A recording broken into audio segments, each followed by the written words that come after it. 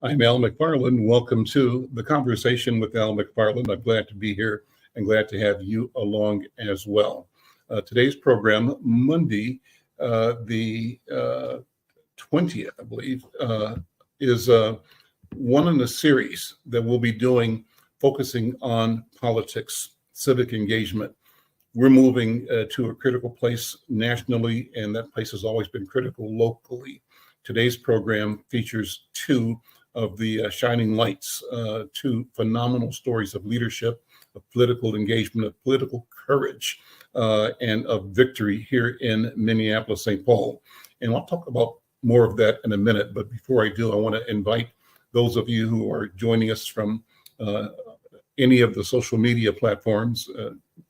We are streaming live on YouTube on two platforms. One is the Black Press USA, which hosts the program, and also the YouTube Insight News MN channel. We also stream on Twitter. We stream on Facebook on 3 different platforms and on LinkedIn. Wherever you're connecting, we appreciate, we value the connection. We are asking you to help us grow subscribers, and we're trying to monetize our YouTube Insight News MN channel in particular. So what do? Today, tomorrow, anytime you can think of it, go to the YouTube Insight News MN channel, become a subscriber, cost you nothing, get you notified when we go live, every time we go live, and share and like. We've crossed the 500 subscriber threshold. We're aiming for 1,000, and you're taking action today and telling your friends and your neighbors to check us out, moves us in that direction. With that, let me bring my 2 guests in today. This is going to be, as I've always promised, a robust conversation. My guests are Robin Wonsley. She's the first Black independent socialist city council member in Minneapolis. And Robin is serving Ward 2. She's a renter, she says. She's a labor organizer, a former University of Minnesota graduate student. Also in this program, another trailblazer, Rosalyn Harmon. And Roslyn was elected last week to become the mayor of Golden Valley. And to many, that seems improbable. We're going to find out how it happened, why it happened. Both these elections, in common parlance, I guess, or what do they call it? Traditional thinking, are improbable. But these women and their teams, their collaborators, supporters, have made the impossible possible, and they're setting the standard, a new charting a new path for our community, and I think for the world, by their leadership, their vision, and their service. Well, Roslyn and Robin, good afternoon, and welcome to the conversation with Al McFarlane.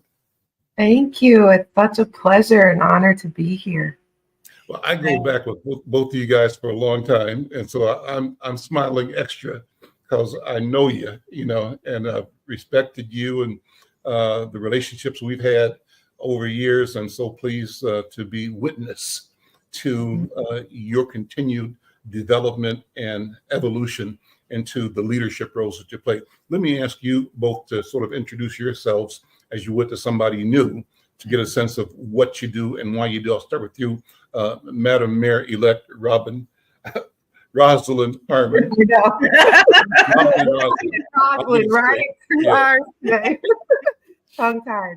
Oh, wow. So I am actually a 30-year resident here in Golden Valley. Moved here going into my senior year of high school. And, it's great. Just being a resident where I call the heart of the city. It's just connected to 169, Highway 55, 100, 94. It's literally, not even 7 minutes from downtown Minneapolis. So it's truly the heart. But currently, I'm the executive director of Dispute Resolution Center, where we do restorative practices and mediation services for the city of St. Paul in the areas of criminal justice, restorative justice, harassment, housing and conciliation courts, as well as civil and family disputes. And so running for mayor, I didn't see it coming, but I have to say it was Minnesota Attorney General Keith Ellison who foresaw this, and he doesn't even recall even saying it, but he's the keynote speaker for the Mabel Gala. Mabel is the Minnesota Association of Black Lawyers Gala that they have every year. And this was the same evening that Jamar Clark had passed away. And Keith Ellison was on stage, and he was really talking about local people running for public office and how important it is that you don't have to be a politician to make an impact. And from the stage twice, he looked at me and said, Roslyn, if you ran for mayor, you would have my vote. And you know my mother, Mr. McFarlane, and as well as Beno Marubi and others who have really been a part of my bonus father, the late William McGee, who was also Keith Ellison's mentor. They're looking at me like, what is he talking about? And I'm like, I do not know, because I am not a politician. But it's so interesting that long ago that he planted the seed. And when he was up for re-election last year, I said to him, as I was thinking about this, I was like, do you remember saying that on stage? And he was like, no. Yeah. So I'm as I put together a collage of just my process throughout this time, I'm hoping that Mabel will be able to find that footage, because it's truly powerful. And it was just the signs that kept calling me, because I said no to this a couple of times, but it was the signs throughout the years that just kept following, where it was like, you know what, I have to be obedient, and here we are. Put you mentioned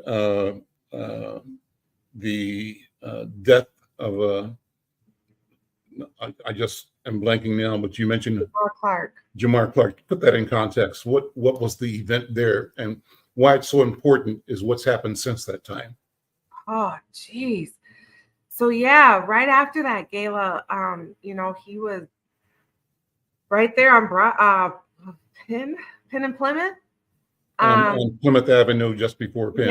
Yes. And it was interesting because I was driving home and my aunt called me, just hysterical, because she was right there across the street at the Elks. And she witnessed it go down. And I'm just like, wait, what? And so people understand, Jamar Clark was in a domestic situation with his significant other, and an ambulance had been called to give service to her. And the story, as I recall it, is that he was distraught and wanted to be with her, to be comforting. I'm not sure what it was that had put her in a distress mode. Maybe Robin, you do, I can't remember. But at the end of the day, the police who came viewed him as aggressive towards them, and a scuffle ensued. He ended up getting shot in the head, killed. The officer said that he was reaching for their gun, and that was their excuse for lethal force in his death. And that was a foreshadowing of what happened after that. Was with the I think the sequences are right. Jamar Clark first, then the suburban death of Philando Castile. And then fast forward, other things happen, but then George Floyd. So this is something that is kind of in the air we're breathing, and that was the environment out of which the voice came to you, the calling came to you, that you should think about becoming the mayor of Golden Valley. That's powerful. Yeah. Let me switch to Robin, and Robin, again, take a minute just to establish your calling and your identity as a person seeking and succeeding in providing service to our community, and I think to humanity. You and I go back to where we both participated in a exercise program for 10 weeks, and it was a wonderful time. So good to see you again, and congratulations. Let me say too that, when I first heard you announcing, I thought it was improbable. I really, me personally, confessing, says, oh, really? That's great. and I simply did not read the tea leaves. So I'm so glad that I got a chance to wake up. You know, I serve a faithful God, so he makes the impossible possible all the time. But in terms of who I am, I'm Robin Wonsley. I'm going into my second term of representing Ward 2 on the Minneapolis City Council, and also going into another term of serving as the city's first and so far only independent Democratic Socialist city council member. So meaning I ran as an independent, didn't run as a Democrat. Also definitely did not run as a Republican because I recognize, especially for Black folks who are often and have often been the leading champions of democracy in our society and have been the moral compass for our society here, especially in the US and the world. We haven't allowed the independence of our collective power be reflected in our political systems, and often felt we have to attach ourselves to political interests that's not always advocating for our best interests, and to be able to show that we can absolutely run independently, represent ourselves independently as we always have had to do, and to be able to bring that type of representations into powerful positions like local government, national government, all levels of government. And for me, my calling really started as growing up on the South Side of Chicago. So I'm not a native to Minneapolis, but growing up and really seeing my family, seeing myself have no choice but to advocate for their interests, especially when political figures, especially elected officials, seem to make decisions that, again, undermine their ability to have healthy, thriving, and productive lives. And that looked like closing down predominantly Black high schools or schools, public schools, specifically in the South Side region, which for most people who aren't aware about the geographic makeup of Chicago, South Side is where predominantly Black residents and of low income or working class status were concentrated in Chicago. So huge racial segregation, lines of segregation dominates Chicago. In addition to seeing public schools be closed, also seeing public housing be widely decimated, leaving thousands of residents, Black residents, with lack of housing choices, because again, you're relegated to the South Side, and the idea of choice for those residents meant going either to the South Side or coming to places like Minneapolis or other places across the country.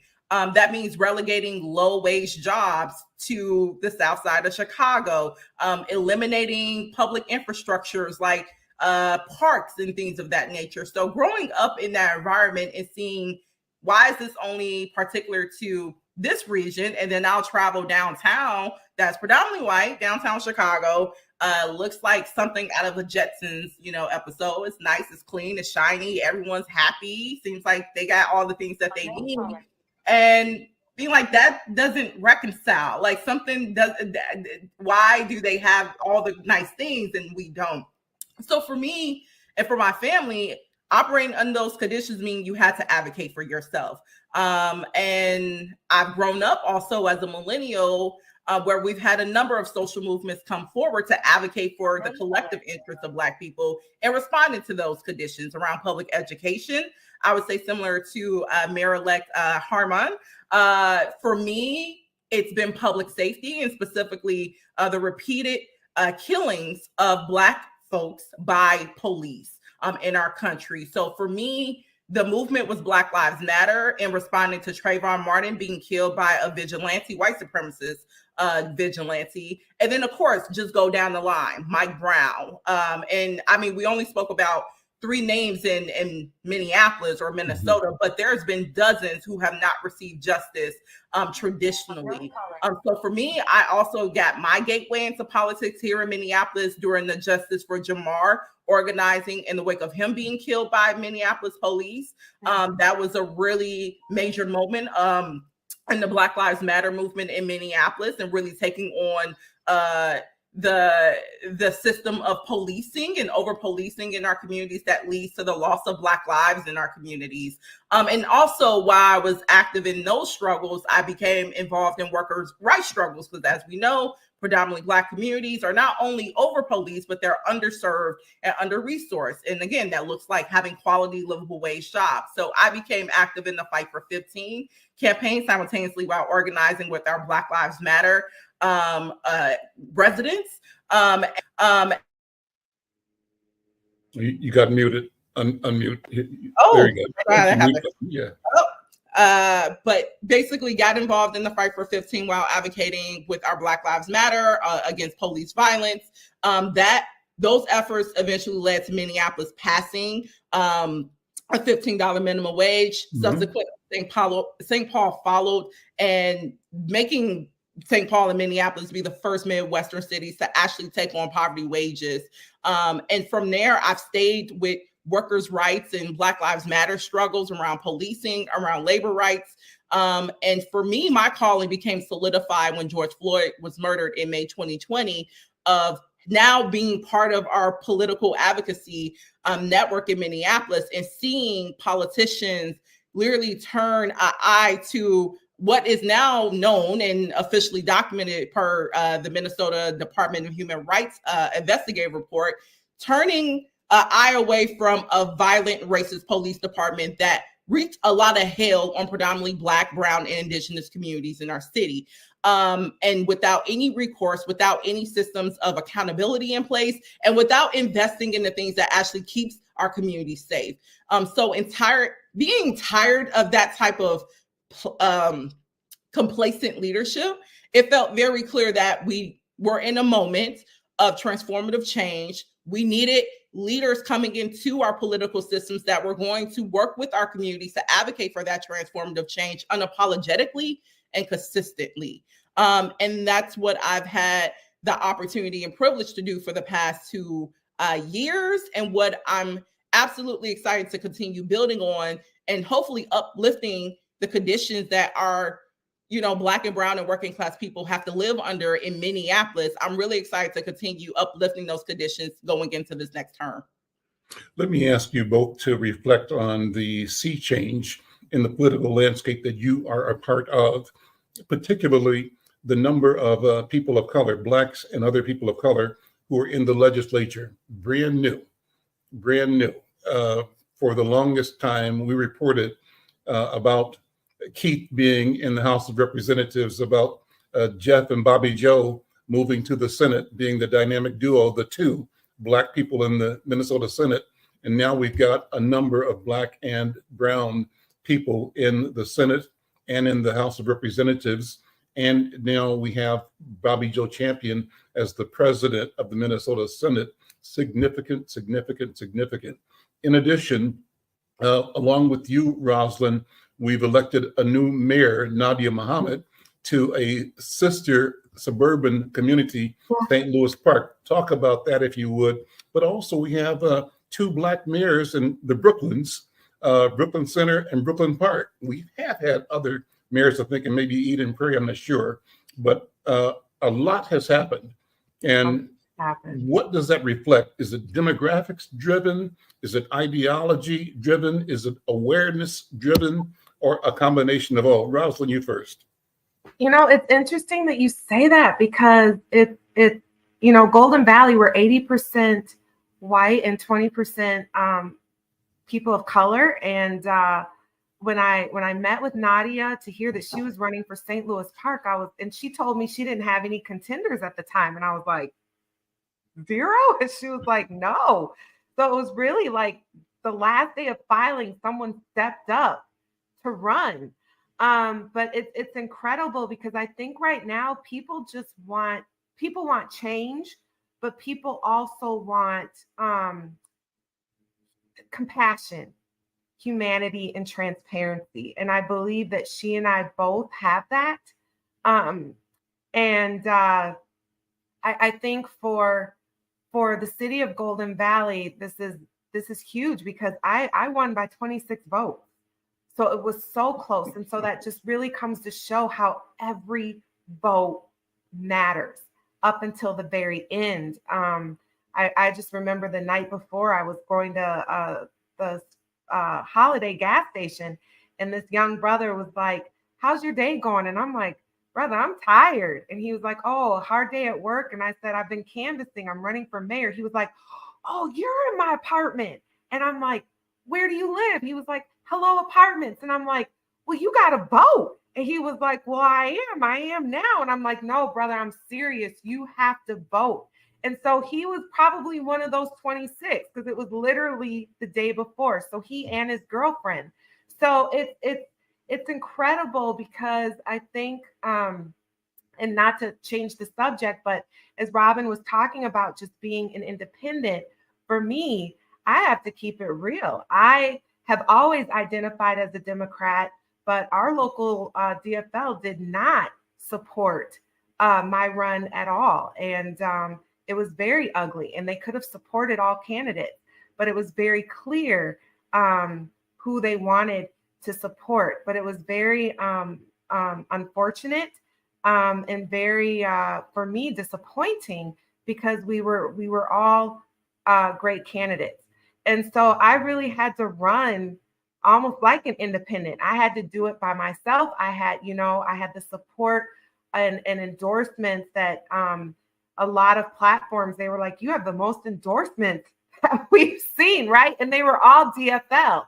And so the fact that they didn't give us all the letter of support, it just really shows that there's a lot of work that still needs to be done, especially when we're talking about equity and inclusion and trying to be fair on behalf of those running, especially people of color.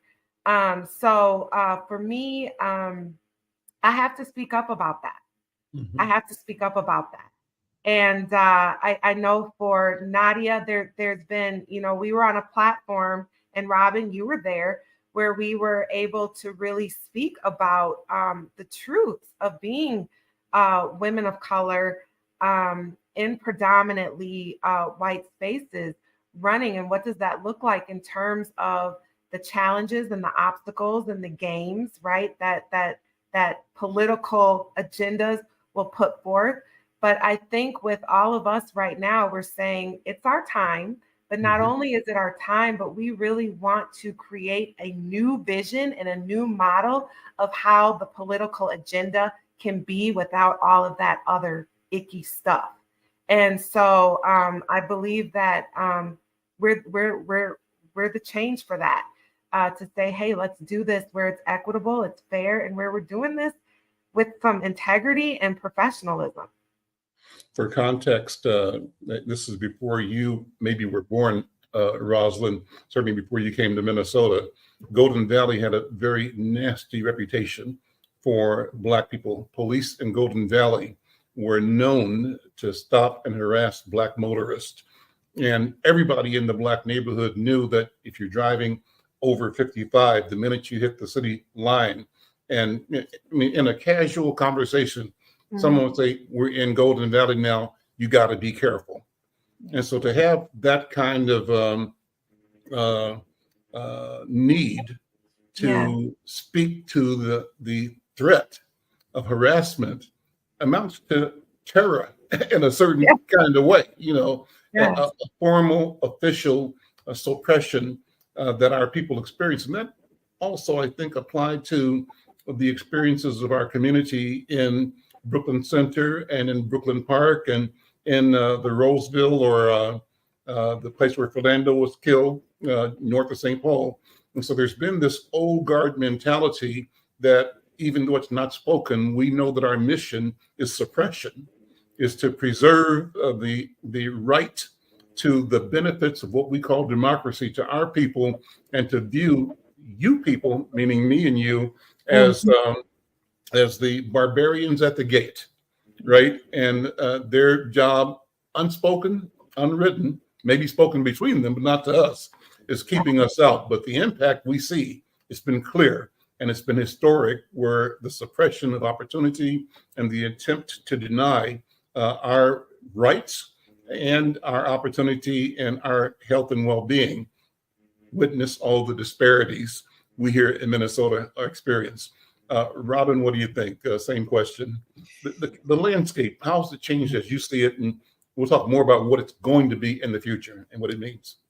Yeah. So, there's no question that it matters to have representation, especially amongst Black folks, working class Black folks in these positions where major decisions that shape our everyday lives are made, places like city halls in your respective city. But what I will name, though, is Minneapolis is a great example. And I would say my particular term, my first term, is a really good example of the limitations of just identity politics or representation. When I came into my term, it was one of the most diverse city councils in the history of the city of Minneapolis. We had over, I believe, 7 out of the 13 seats that were represented by, a person of diverse backgrounds, racially, ethnically, faith-wise, sexuality and gender. And also, I will have to say this past term has shown how systems of power can very much leverage your kinfolks to advance their interests. Things or critical issues that we know are most important to our communities. Many of my colleagues who looked similar to like me or were of the same diverse backgrounds voted in the opposite position. One of the clearest examples of this was something called the East Phillips Indoor Farm, which is basically a 10-year struggle led by Indigenous, Black, Brown residents in East Phillips, which is one of the most diverse neighborhoods, not only in Minneapolis, but in the state of Minnesota, and one of the most polluted communities in the state of Minnesota. And there have been this project that the city was trying to ram through for years called a water yard facility that would essentially exacerbate pollution within this already heavily polluted, predominantly Black and Brown Indigenous community. And the community said, no, you've created policies, all these things that says that racially there's been a target on our backs to surround us with nothing but industrial polluters, to allow, roadways through our communities to increase traffic and carbon emissions. And all of these impacts is leading to our children dying early, to our residents experiencing respiratory illnesses early, all sorts of negative health impacts, many of which we see also in North Minneapolis that's heavily polluted. And they said no more. If you have a project that you're trying to bring forward into our community, we should be the face of designing what that is. And it should be really tailored towards doing reparative, environmental, and anti-racist work in our communities. You owe us that much. And the city fought them tooth and nail for 10 years. And that project was led by a prior council member of the city's project who was a Latina woman. And then many of my colleagues throughout our 2 years continued to support a project that they knew was going to harm Black and Brown and Indigenous residents. And if it wasn't for the collective power of that community leveraging pressure at the state level, where we have not only diverse representation, but diverse political representation. We have great progressives who's working alongside socialists to do transformative things like free college, all sorts of things that we also were told impossible at some point. And they are the ones who helped make the community-led vision for East Phillips Farm possible. And this is a national major thing for the Indigenous Land Back movement, for addressing environmental harms and our climate crisis and how it has racialized impacts for certain communities. But that was something that you would think, and I want to name, people could go and watch the city council meetings. We had Indigenous people crying, raising pictures of lost loved ones to illnesses, and to our colleagues who literally said, why are you trying to poison me? And we're the same color, or this as a Black person, this as an East African person. And to see those colleagues still vote to essentially poison them shows a lot about how our own folks, our kinfolks, can be used as tools to advance political agendas that actually hurt our people. So I also want to name Minneapolis is also a great case study for showing the limitations of representation, especially if that representation isn't guided by political initiatives that are going to be beholden and held account to the communities that they represent. So on that project, the East Phillips Farm project, that has had success of late. Give the quick update on where that stands now. Yes, so really excited. As I mentioned, part of the victory on this was that we had great champions at the state who recognized we have to do better. Minneapolis is tripping, but we're not going to trip with them, and pulled together a really great agreement where East Phillips Neighborhood Institute, which is the basically the organization that was facilitating a lot of the struggle for the community-led vision, they were expected to raise a certain percentage of money to show that they can purchase the site, they can be part of the development process. And once they raise that certain percentage, the state will kick in additional dollars, and then the city will relinquish the development rights to the group. So the community raised the money in spite of a lot of traps that were set, lots of skepticisms. They were able to do that independently. And now this unlocks doors or unlock funding at the state level for them to actually develop the site into that community-led vision, and they have the development rights to do so. So again, this is significant. It's being praised across the country, especially in our indigenous rights circles who are justifiably advocating for land back so that they can do the healing work that they need to do and that the nation of the U.S. has deprived them of doing for centuries now. This is such a meaningful win. And it's a meaningful win for a multiracial coalition. I name Indigenous, but East Phillips has a expansive East African community that are also part of the table, and they'll be having a lot of their community needs represented in this vision, along with we have a growing Latino community there. Like, it's so exciting to see community have ownership over an actual asset that they're going to be able to shape from start to finish for priorities that have not been met by the city in many ways. So this is such a significant victory, and I'm so thankful for the very few colleagues on the city council side who held the line and said that we cannot poison our residents. Even for those of us who did not represent the ward, we knew we cannot allow our neighbors and constituents to be polluted and poisoned. And I'm really thankful for our Minneapolis delegation leaders who also took the initiative to get all of us at a place where we could acknowledge the community-led vision and actually actualize it. So shout out, if you would, the council members that supported, that acted right. I'm not asking you to put on blast or throw shade to anybody else, but I would say give some sunshine to the ones that were on the right side of history. Yes. Councilmember Chavez, who came in as the Ward 9, this project happened in Ward 9. That's where East Phillips is located. As a new council member, his community was looking to him to lead on this and get it across the finish line after being deprived of that from their former predecessor. And I'm so proud of my fellow colleague, fellow socialist council member, Jason Chavez, for doing exactly that and showing up for his residents. Same with Ward 10 council member, also fellow socialist, council member Aisha Chugtai, held the line.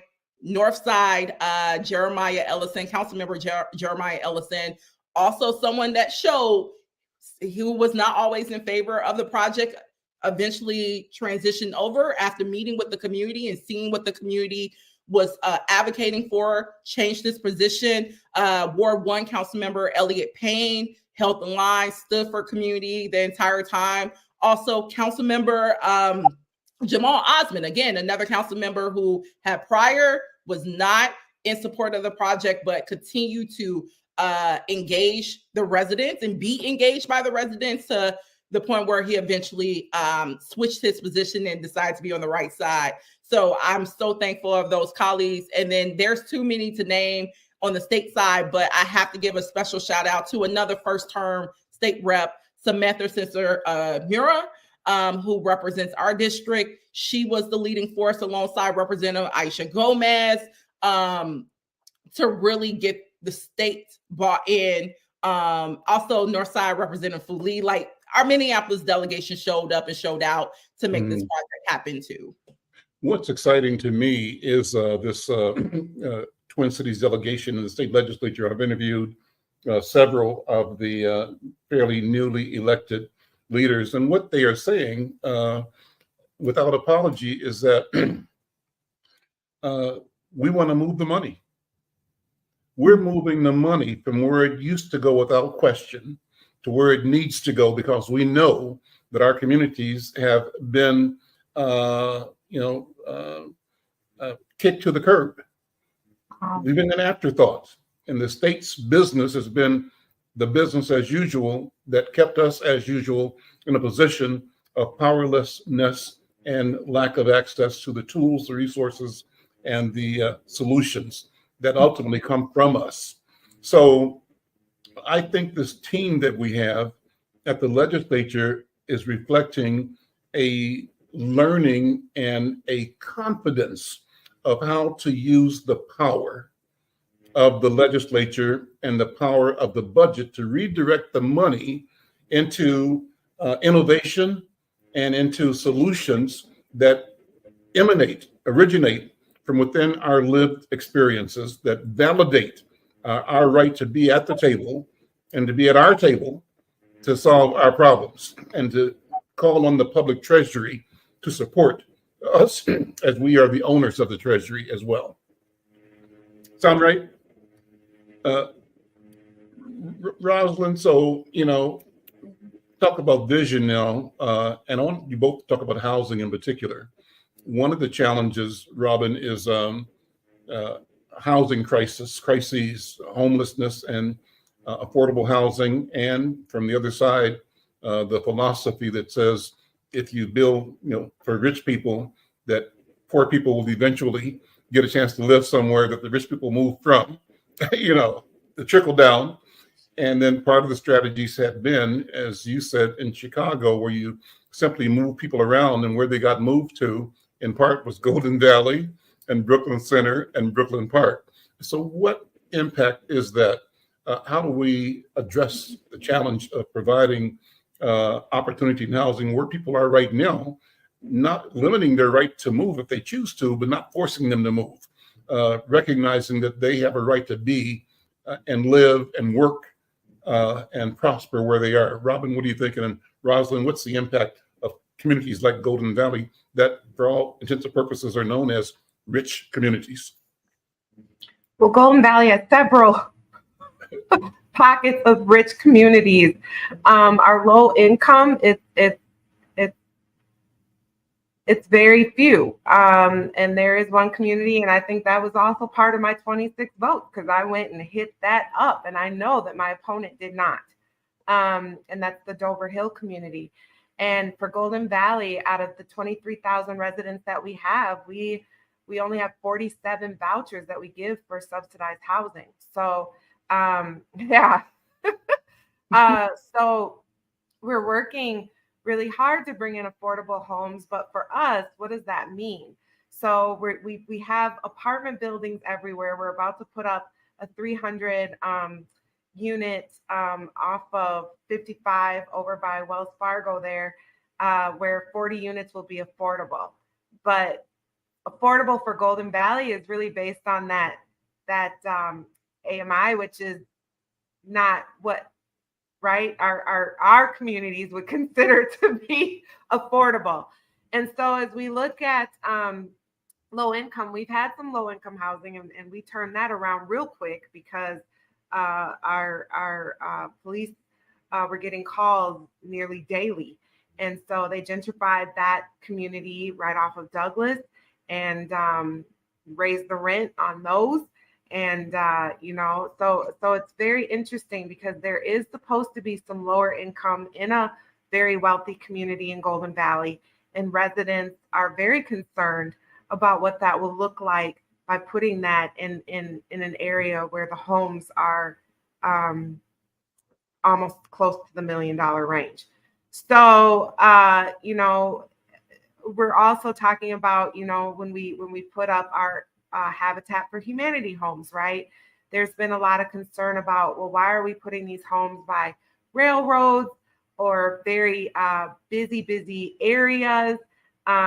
People, they should have equal rights, where they should be nestled in the community as well. So fighting on behalf of that.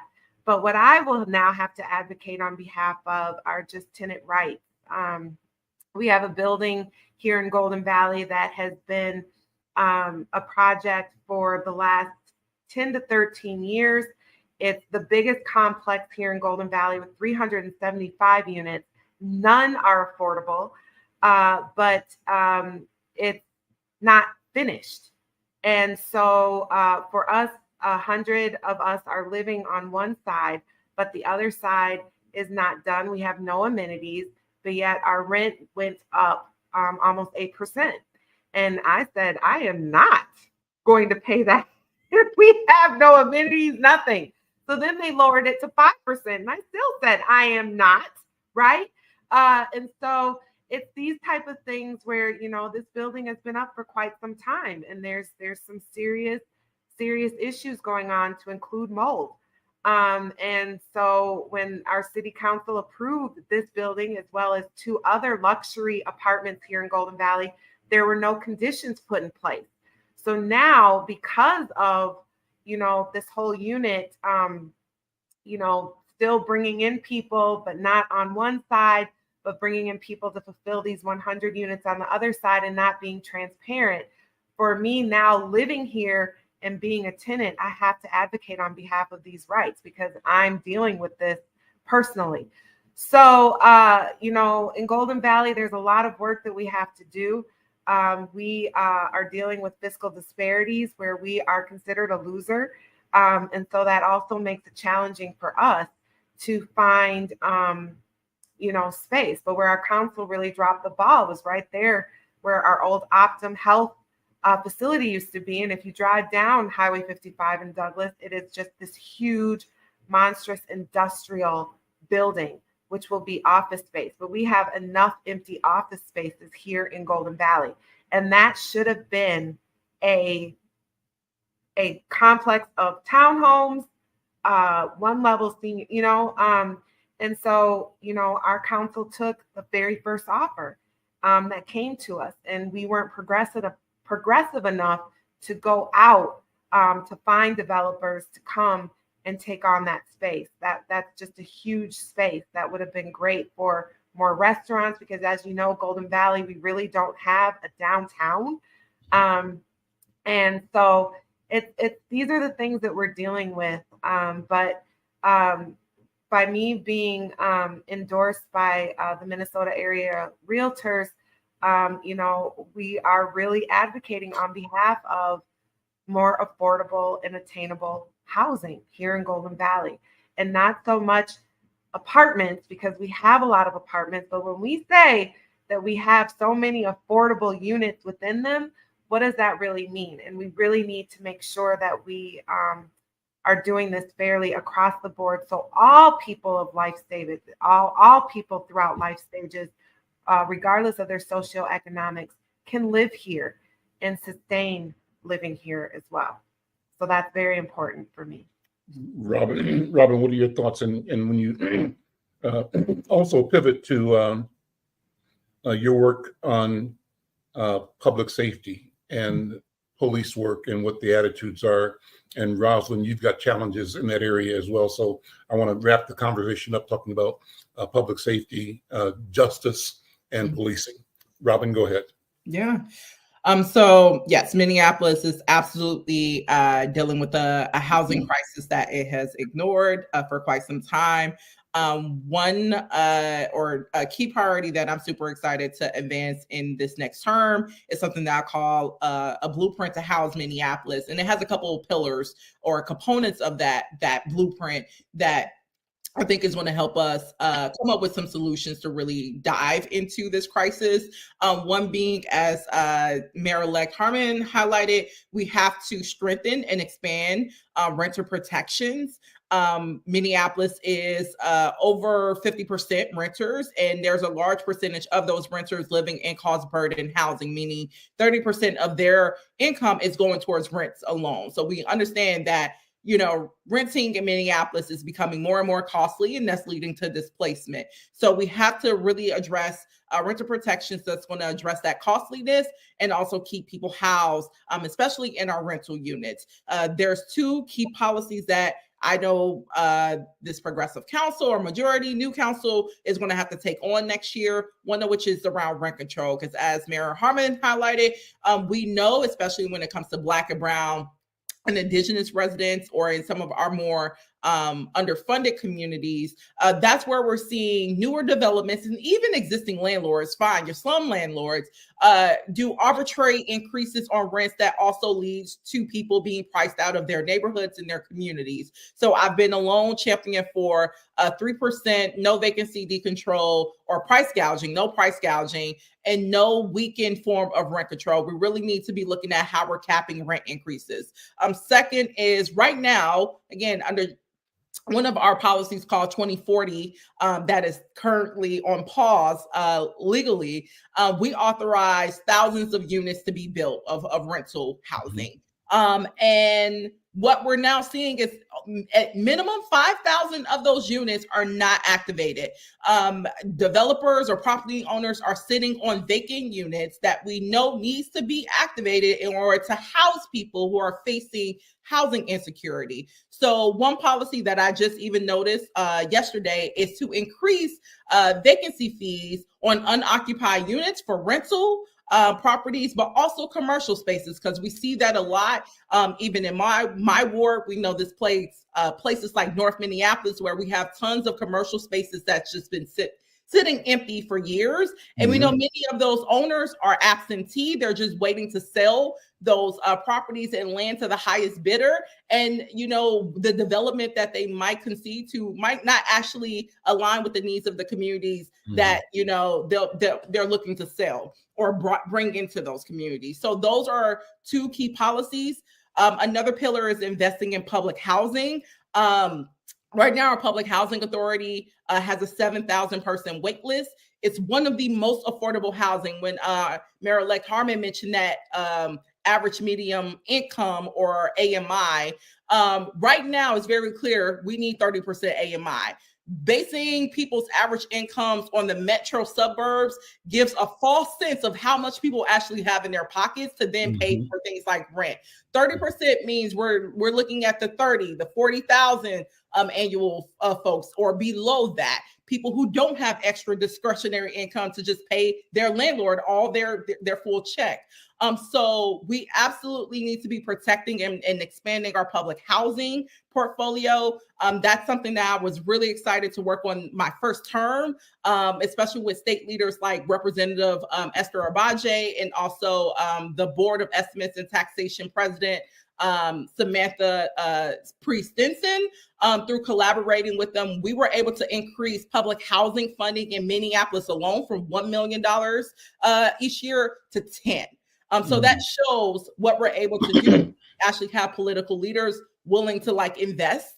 Another piece is going to be regulating these developers. Similar to what Mayor-elect Harmon mentioned, developers have been allowed to have free reign in our communities, build up luxury housing, charge all sorts of things, do predatory practices against their tenants and residents, and they're not held accountable. So we absolutely need to pass stronger regulations on developers. I know there's lots of statewide conversations around how do we regulate out-of-state developers that are purchasing up large portfolios of housing, especially in North Minneapolis, where in Ward 4 alone, I believe over 60% of their housing is owned by one or maybe two out-of-state real estate interests.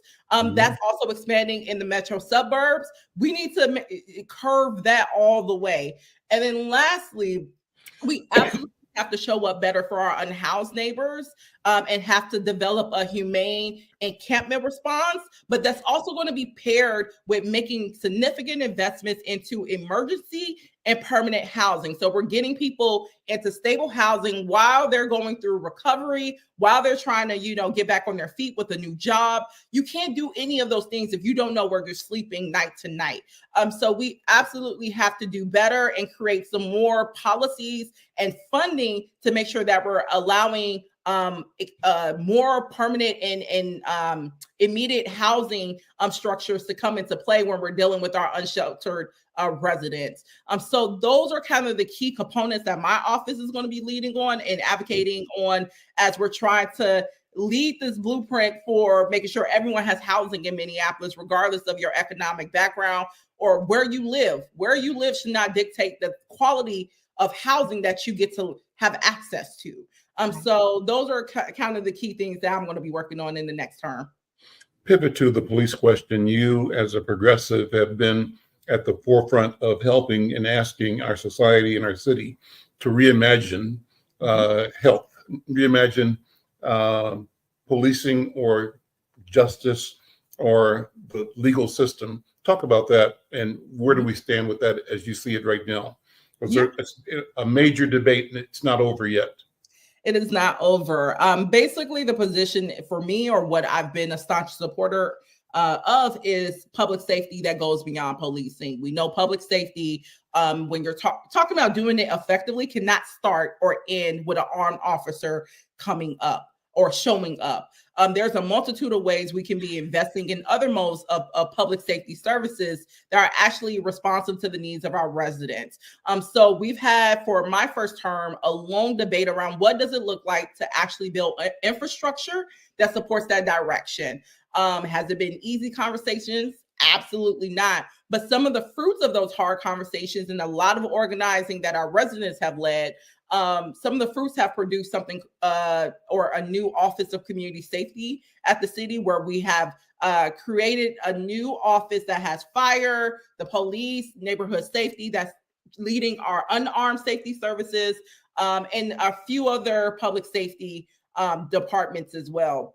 The goal is, again, to expand the number of unarmed public safety services, like our behavior crisis response team, which is our mental health 911's dispatch program, where if you're having a mental health crisis, you call 911. A trained mental health practitioner will respond, not alongside a police officer, not with the officer, but just an actual trained practitioner in that field. We want to grow that for a number of other, type of crisis response, like domestic violence. We know that's another problem, another crisis that our current law enforcement are not meaningfully addressing. We should be looking at how do we bring trained experts in that field into our 911 and public safety system. Same with diversionary programs for our young people. There's a major concern across the city right now of how are we being responsive to young people getting involved in a number of type of crimes, especially auto thefts, and locking them up simply cannot be the answer. So we are really excited to be investing in what we call a continuum of service, of how are we advancing restorative services, preventative, proactive, and responsive. So some of the things that I named, they could fit in that bucket. And as someone who has the 3rd precinct or / community safety center coming into my ward this next year, we're now going to have a facility space to also say, how are we aligning our buildings, our facilities towards this new model where it's not just police occupying your communities. You actually have a robust network of trained experts who can respond to your diverse needs at a moment of crisis. So that is what I think my office and many of my colleagues are advocating for when we're talking about transforming public safety, of expanded options for our residents that go beyond a law enforcer showing up, especially as Minneapolis right now, our police department is under 2 consent decrees. There already have been found in violation of the 1 consent decree. There's a lot of work that they're going to have to do in the coming years to get their stuff together. But what we have seen such great promise and results in is that comprehensive, non-armed public safety services. They are also helping to keep crime at historic levels, low levels in our community right now. So I'm super, super excited to continue leading on that work. Well, they've got a massive hiring initiative that they're doing now with the Minneapolis Police Department. What do you see as a benefit for that, if you see it as a benefit? So today, actually, in a couple hours, I get to take a vote on this where, because of a charter amendment, which the charter in Minneapolis is our constitution, the Police Federation back in the 80s, I believe, was able to get something in called a staffing minimum that most places around the country, they don't have this. We don't have staffing minimums for nurses, for any other workforce, but we have this for the police. In light of the changing landscape of policing right now, we are not meeting that staffing figure of 731. And that's creating problems. The city is trying to exhaust funding mechanisms to attract new officers. But what is being ignored in that conversation is new officers do not want to come, or good officers do not want to come to Minneapolis just because they're not getting paid enough. They don't want to come to Minneapolis because every other day, our police department is in the news for doing racist, violent activities, for not honoring the consent decrees, for promoting, even right now, officers who have been documented in engaging in racist activities. They do not want to work alongside Derek Chauvins. That is not what they want to do. Great. So we keep trying to throw money at a problem that we're really not digging deep into. And also, again, if the staffing minimum is a barrier, which it is, because I want to name on the fiscal aspect, we have 500 or so officers right now. The minimum is 731. That means we're legally mandated to fund 731 officers that we are not filling those spots. That's tens of millions of dollars that's being locked into ghost positions every year that could be going to other initiatives like we just talked about around housing, around public housing, around in expanded public. We already have research at the city that shows, and the results are showing where we're at. We're achieving historic low levels of crime with our current staffing model. We need to be talking about how we're elevating other public safety personnel alongside that to continue on these effective results. And that means revisiting the staffing minimum. Roslyn, I've got about 2 minutes left. What's the Golden Valley iteration of this? Your city recently lost, I think, 28 officers walked off the job, retired, left. So what does that do for Golden Valley, and why? I'm so excited about this conversation. I get so excited because this is my jam, right? So my full-time job, I do restorative work and for the city of St. Paul. And so I applaud Mayor Carter because he constantly gives me contracts, right, to really bring restorative work to the St. Paul Attorney's Office, where we do diversion work, as well as Ramsey County with John Choi's office for our juveniles. And so as we look at the city of Golden Valley, we lost 28 out of 35 officers last year. And we had a full-out investigation where we did find some racism within the department. But because of the process and the way that it was handled, a lot of our officers, they left. So we were down to 7, where we had to have Hennepin County come in and help, and they're still helping us. I am vice chair of our Peace Commission, which is Police Employment Accountability Community Engagement, where we work very closely with our department in the areas of data recruitment and community engagement. And I've been sitting in on interviews, and so we sworn in 3 officers a couple of weeks ago. So now we're at 19. So our goal is to get to 31 definitely by the summer of 2024. We have the most diverse police department that Golden Valley has ever had. Our police chief is African American. Our assistant chief is a Black woman from Minneapolis. And our new assistant chief of police is a Latino man from California. And we're 31% women on the force. So as we're looking at prosecution efforts now in the Golden Valley and diversion and what that looks like, just based on the model that I do at DRC, it's very important that we have alternative routes for our young people, as you said, with these car thefts and other low level misdemeanors. But not only that, yes, but changing neighborhood watch to neighborhood welcome. I want to train our block leaders in restorative work so that can be an intervention and prevention for the police to be called. Madam Mayor-elect Rosalyn Harmon, thank you so much. Yes. Council member Robin Wonsley, thank you so much. Continued success. I want you to come back often and keep the community updated. Thank you so much. I'm Al McFarlane. This is The Conversation with Al McFarlane. We'll see you next time. Take care.